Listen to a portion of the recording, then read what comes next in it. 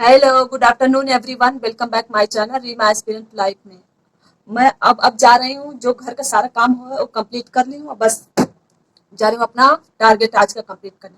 मैं पहले स्लॉट में आज मैं सोच रही हूँ कि एक प्रैक्टिस सेट लगाऊं, मतलब प्रैक्टिस सेट।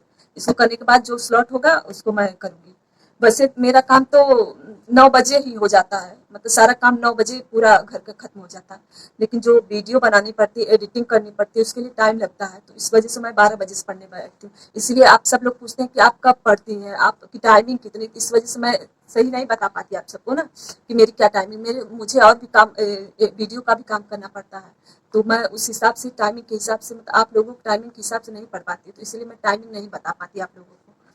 तो ठीक है, तो मैं अब जा रही हूँ अपना एक मॉक टेस्ट लगाने। ये 2010 का है, तो आज सोची कि आज पहले यहीं से स्टार्ट करते हैं। चलिए तब स्टार्ट करते हैं। जितने भी टॉपर एस्पिरेंट होते हैं वो सभी लोग पहले बताते हैं कि आप पढ़ाई के साथ साथ अपना प्रैक्टिस भी करते रहें, तभी आप सबको पता चलेगा कि हम कितना पढ़े हैं और हम इस टाइम कितना पानी में है। प्रैक्टिस सेट सॉल्व करने से जब तक हम अपने हाथ से नहीं करेंगे तब तक हमें पता नहीं चलेगा अपनी गलतियों को। जैसे कहीं यूट्यूब पर हमने कोई क्लास चल रही है, मतलब प्रैक्टिस सेट करवा रहे हैं, प्रैक्टिस करवा रहे हैं, तो हम कर लिए, लेकिन उसका अंदाज़ा जो फीलिंग मतलब अपने से सॉल्व करने में आती है, वो फीलिंग्स मतलब कहीं मोबाइल या किसी और जगह सॉल्व करने में नहीं आती है। अगर हम अच्छा स्कोर करते हैं कॉन्फिडेंस आता है, अगर ख़राब करेंगे तो हम अपनी गलतियों को सुधारने का मौका मिलता है हमें।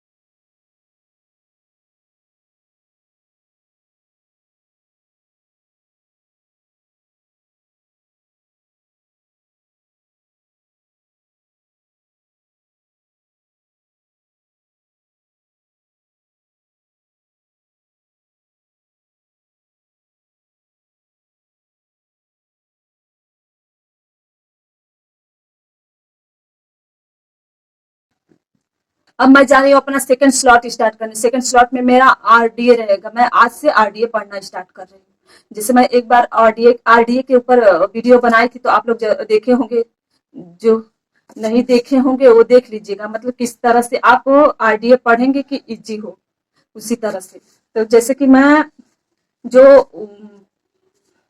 स्टार्टिंग में बस उसके बारे में पूछा जाता है, कुछ चीजें हैं तो वो तो देखते देखते बस याद हो जाए, कोई अथवा वो नहीं है कि नहीं याद होगा। इसमें मैं सबसे पहले यहाँ से स्टार्ट करूंगी। सबसे पहले मैं मैन का आरडीए याद करूंगी, आदमी का, मतलब एक एक डेली याद करूंगी, डेली, तब जाके होगा मुझे। तो एक आज याद करूंगी और फिर उसके बाद ओमेन का मैं कल याद करूंगी, आज मैन का कल ओमेन का। इसी तरह से मैं एक एक करके याद करती जाऊंगी आरडीए। लेकिन इसका कुछ कुछ टाइम पर रिवीजन करना पड़ेगा। जैसे मैं आज इतने टाइम पढ़ लूंगी, याद कर लूंगी, फिर उसके बाद मैं शाम को एक बार इसका रिवीजन कर लूंगी, फिर सुबह को एक बार ऐसे कर लूंगी। ऐसे करना होगा आरडीए में। जितना हो सके रिवीजन पर ध्यान देना होगा, अगर याद कर रही हैं तो। अगर आप नहीं चाहते कि दोबारा फिर इसको पढ़ना पड़े, जो सब याद करके भूल जाएंगे, तो आपको रिवीजन करते रहना है। वो आरडीए का एक ऐसी आरडीए ऐसा है कि इसको बिना याद किए याद नहीं हो सकता। इसके लिए कोई जादू मंत्र नहीं है कि चलो याद हो जाएगा। अगर मतलब कोई सब्जेक्ट थ्योरी वाला वैसा रहता तो चलो एक बार दो बार पढ़ लेंगे, याद कर लेंगे तो हो जाएगा, लेकिन इसको रटना है। बिना रटे इसका काम नहीं हो सकता। चलिए तभी स्टार्ट करते हैं।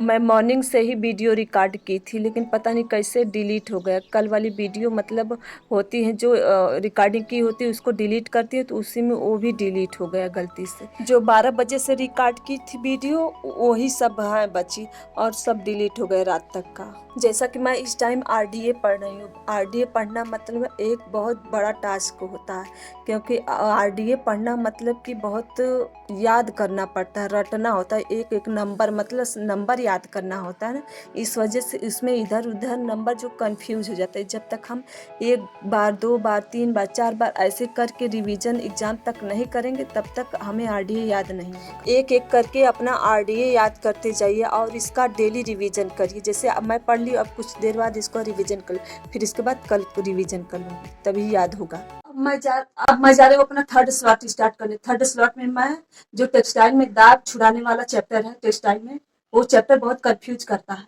और समझ में नहीं आता। मतलब कि जैसे कि जो कॉपी में नोट्स बनाई हूँ लेकिन वो तो ठीक है, लेकिन अदर कुछ चीजें पूछ देता है तो उसमें मैं कंफ्यूज हो जाती हूँ। तो इसलिए वही चैप्टर मैं बुक में जो है उसको भी देखूंगी और उसको भी नोट्स भी दोनों मिला कर पढ़ूंगी। मतलब मैं देखूंगी कितना दोनों सेम सेम मिल रहे हैं कि नहीं, और कोई एक्स्ट्रा चीज मिल जाए तो उसको ऐड करती जाऊंगी, क्योंकि और भी पूछ सकता है ना, ज्यादा कुछ नहीं है उसमें नोट्स में दिखाया गया। तो इसको मैं सोच रही हूँ कुछ एक्स्ट्रा और कुछ चीजें मिले बुक्स में तो मैं राइट करती जाऊँ, ठीक है, और याद करती भी जाऊंगी। चलिए तब स्टार्ट करते हैं। अच्छा, इस चैप्टर में मैं दाग धब्बे छुड़ाने का टॉपिक ली हूँ, क्योंकि जो उसमें कॉपी में दी है मेरे नोट्स में वो सब थोड़ा कम है, तो इसको सोची मैं बुक से पढ़ लेती हूँ। जैसे कि दाग बहुत प्रकार के होते हैं, इसके वर्ग अलग अलग, जैसे जंतु द्वारा दाग, जैसे दूध अंडे मांस आदि के धब्बे जो लगे होते हैं, इससे मतलब प्रोटीन वाले मतलब दाग होते हैं। तो इसको हमें छुड़ाने के लिए गर्म गर्म पानी जो होता है उसका इस्तेमाल नहीं करना, ठंडे पानी का इस्तेमाल करना चाहिए, क्योंकि अगर गर्म पानी का इस्तेमाल करेंगे तो और वो फैल जाएगा और उसमें वो जम जाएगा, वो समझ लीजिए कभी नहीं छूटेगा, वो अस्थायी हो जाएगा हमेशा के लिए। जंतु वाले दाग के बाद धब्बे के बाद वनस्पति दाग, चिकनाई युक्त दाग, खनिज दाग, रंग के दाग, बहुत सारे दाग होते हैं। इनको छुड़ाने के लिए अगर प्राकृतिक रूप से नहीं छूटता तो इसको रासायनिक चीजों से का इस्तेमाल किया जाता है। जो ये चैप्टर है आज मैं इसको कंप्लीट कर ली, मतलब कि इसको नोट्स तो बनाई थी, तो इस वजह से मतलब जो चीजें एक्स्ट्रा मिले थे उसको मैं ऐड की हूँ इसमें, इस कॉपी में।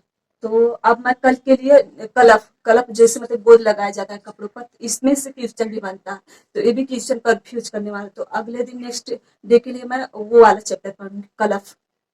तो जो जो एग्जाम में पूछा जाता है कि कपड़ों को क्या लगाया जाता है कड़ा करने के लिए, मोम लगाया जाता है, तो कभी गोद किसी कपड़े में लगाया जाता है, तो उसमें कंफ्यूज हो जाते हैं, तो उसको मैं कल पढ़ूंगी। चलिए तब अपना काम करते हैं।